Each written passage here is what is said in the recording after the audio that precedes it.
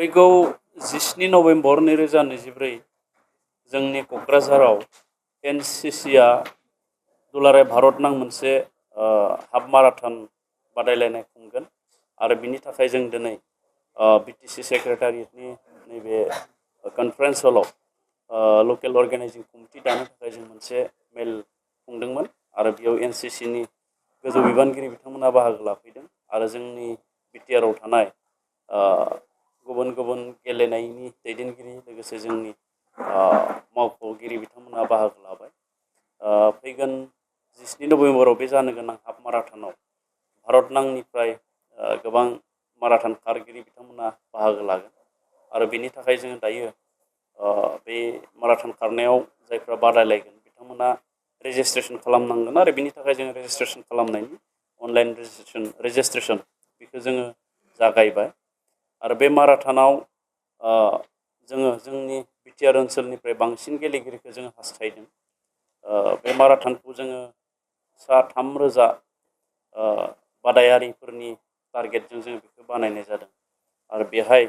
जोंनि बिटिआर ओनसोलनिफ्रायनो खमैबो 1,000नि बांसिन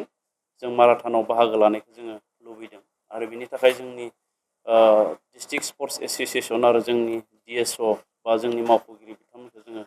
जोंनि गेलेगिरिफोरखौ फोसावनानै होनो आरो सांग्रां खालामनो थाखाय जोङो खावलायनाय जाहैबाय।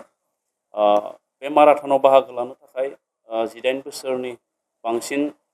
बैसोनि सुबुंफोरखौ जोङो खाबु होनाय जादों। बिनि अनगायैबो जोङो खम बैसोनिखौबो जोङो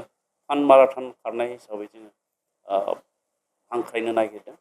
दा बेवहाय 21 किल'मिटार 10 किल'मिटार आरो 5 किल'मिटार बे मोनथाम केटेगरियाव जों बे माराथन खारनायनि राहा जों खालामनो होनाय जादों आरो बेवहाय हौवासा आरो हिन्जावसा मोननैबो आथोननि एबा हौवासा आरो हिन्जावसानि बे मोननैबोनि थाखायबो बा हौवासा आरो हिन्जावसानि थाखाय बे बादायलायनायखौ जोङो खुंनो थाखाय थि खालामनाय जादों आरो अल इन्डिया एबा दुलाराय भारत नांनिफ्राय बे बादायलायनायाव जिहेतु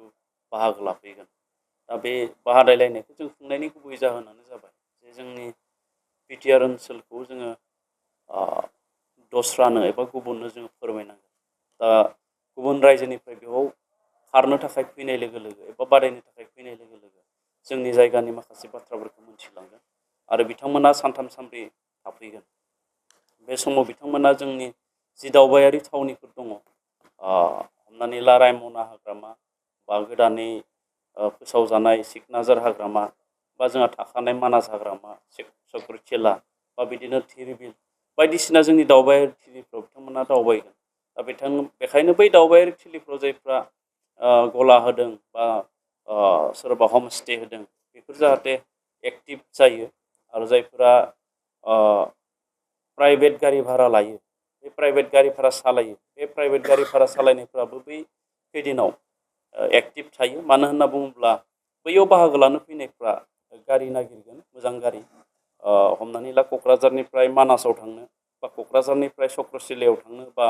क'क्राझारनिफ्राय जोंहा सरलपारायाव थांनो बेबायदि गारि भारा नागिरगोन। बे समाव जोंनि प्राइभेट गारि भारा सालायग्राफ्राबो जाहाथे एक्टिभ थायो बेखौ जोङो खावलायदों आरो जोबोद गोजोननाय मोन्दों जोङो। मानो होननानै बुङोब्ला बिटिआरआव आवगायाव बेबायदि प्रग्रामफोरखौ जोङो मोजाङै खालामनो हायाखैमोन आरो दिनै जोंनि बिटिआरआव गोजोन फैनाय लोगो लोगो बिटिआरनि गाहाय खुंगिरि प्रमद बर'आ दैदेननायनि बिबानखौ लानाय लोगो लोगो जोंनि बिटिआरआव गोबां